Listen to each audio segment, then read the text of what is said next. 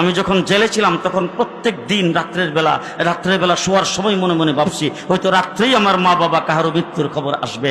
দিনের বেলা ওইটা মনে করছি দিনের ভিতরে হয়তো আসবে, কারণ বাইসা থাকার কোনো অবস্থাই নাই, একদম বয়োবৃদ্ধ। আমার আব্বার বয়স প্রায় 100-র উপর হয়ে গেছে, এখন পর্যন্ত ওনারা আছে। এটাই তো আল্লাহ পাকের দরবারে শুকরিয়া। কোন দিন খবর আসে? আল্লাহ পাক 19 মাস জেলে থেকে আসছি, এর ভিতরে মা বাবা দুনিয়াতে আছে, এখন আল্লাহ রাখছে। আচ্ছাই আপনাদের কাছে আল্লাহ যেন আরো লম্বা হায়াত দেয়। আমি বাড়িতে গেলে মা বাবাকে ধইরা কপালের মধ্যে চুমু দিয়ে দোয়া করি, আল্লাহ যে অবস্থায় বিছনায় শুয়ে রাখছো এই অবস্থায় আরো লম্বা হায়াত দাও। তার কারণ হলো আইতে আর যাইতে যখনই যাই চাইলি তো কবুল হজের সওয়াব।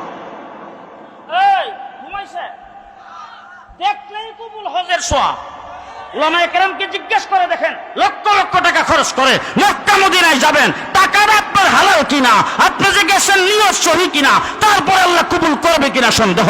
মা বাবার চেহারা দেখলে কবুল হজের সওয়াব, কোনো সন্দেহ নাই। ও আমার ভাইরা, ও আমার ভাইরা, এই জন্য মাদ্রাসায় একটা ছাত্রকে পড়ান, আপনার মেয়েকে মাদ্রাসায় পড়ান, আপনার ছেলেকে মাদ্রাসায় পড়ান, আলেম বানান, মাদ্রাসার ছাত্রদেরকে মহব্বত করেন। আল্লাহ পাক কবুল মঞ্জুর করুক। সকলে বলেন আমিন, জোরে বলেন আমিন। আমার কাছে এসে একজন ব্যক্তি বলতেছে তার এক বন্ধু জেনারেল শিক্ষিত, তার সঙ্গে গভীর বন্ধুত্ব।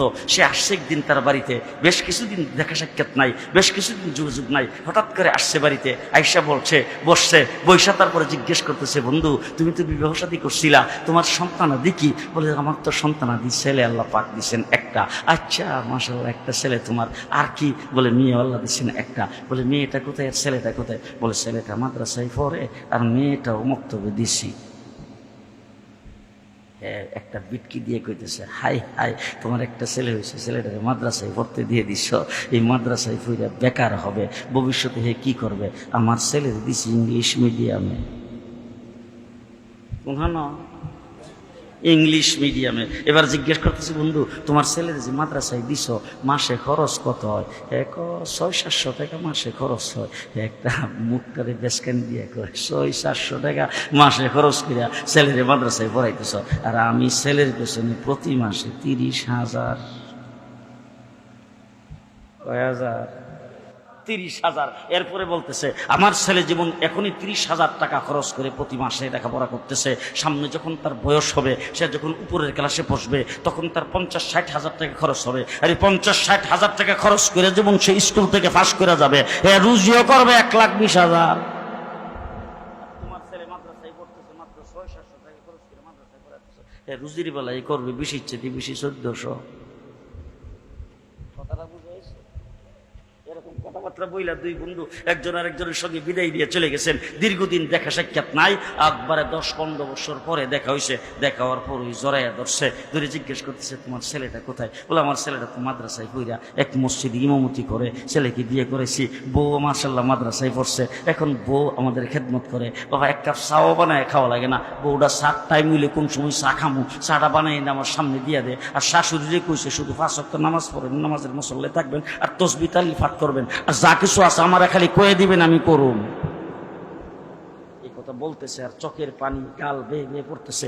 জিজ্ঞেস করতেছে, তুমি চোখের পানি সারা কেন? এই জন্য জড়াইয়া ধরে ফেলছেন। ধরে বলছে যে, ভাই বুঝতে পারি নাই, তোমার সঙ্গে মস্কারি করছি আর টিটকারি করছি।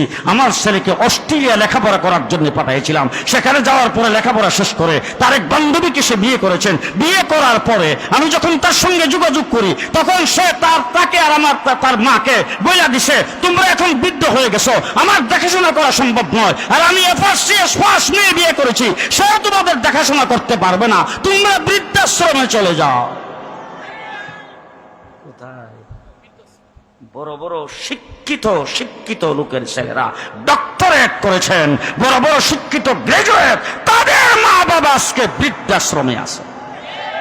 মাদ্রাসায় পড়ুয়া একটা লোকের মা বাবা বৃদ্ধাশ্রমে আসে, কেউ দেখাইতে পারবে? ঠিক কিনা? ঠিক কিনা? ঠিক কিনা? বিরক্ত হয়েছেন? খারাপ লাগছে? কষ্ট হয়েছে? আমাকে মাফ করবেন, আমি আপনাদের জন্য দোয়া করি, আপনারা আমার জন্য দোয়া করবেন। হযরত হাফিজ হুজুর রহমতুল্লাহ আলাইহির নাম শুনছেন? হাফিজ হুজুর রহমতুল্লাহ আলাইহির সাথে 7 বছর ছিলাম, 7 বছর। 7 বৎসর হাফিজি হুজুরের সাথে সারা বাংলাদেশে ঘোরাফেরা করেছি। হযরত মাওলানা উবাইদুল হক, শাইখুল হাদিস আল্লামা আজিজুল হক, হযরত মাওলানা মুহিউদ্দিন খান, মুফতি ফজলুল হক আমিনী, মাওলানা নূর হোসেন কাসিমি, আল্লামা আহমদ শফি রহমতুল্লাহি আলাইহি, উনি আমাকে খেলাফত দিয়েছেন, আমি তার খলিফা। জুনায়েদ বাবনগরী সাহেব আমাকে খেলাফত দিয়েছেন, জুনায়েদ বাবনগরী সাহেবের আমি খলিফা। ও আমার ভাইরা, এই সমস্ত বুজুর্গান দ্বীনের সাথে কাঁধে কাঁধ মিলিয়ে বাংলাদেশের গত 42-43 বছর পর্যন্ত যত আন্দোলন সংগ্রাম হয়েছে, দ্বীনের যত কাজ হয়েছে, সমস্ত কাঁধে তাদের সাথে ছিলাম। আজকে তারা দুনিয়া থেকে চলে গেছেন, আমার মতো এরকম নালায়েক আমরা এই দুনিয়াতে আছি এখনো। পরিষ্কার ভাষায় বলে যাচ্ছি, দ্বীনের পথে যে জুলুম খুলিয়া যাই আসুক না কেন, দ্বীন থেকে সামান্য বিচ্যুত হবে না ইনশাআল্লাহ। নারায়ে তাকবীর। আল্লাহ পাক যেন যতদিন দুনিয়াতে বেঁচে থাকবো, আল্লাহ যেন দ্বীনের পথে দায়িম ও কায়েম থাকার তৌফিক দান করে। সকলে বলেন আমিন। দ্বীনের খাদেম হিসেবে যেন আল্লাহ পাক কবুল করে। ওয়া আখিরু দাওয়ানা আনিল হামদুলিল্লাহি রাব্বিল আলামিন। দুরূদ শরীফ পড়ি, আল্লাহুম্মা সাল্লি আলা সাইয়্যিদিনা মাওলানা মুহাম্মদ ওয়া আলা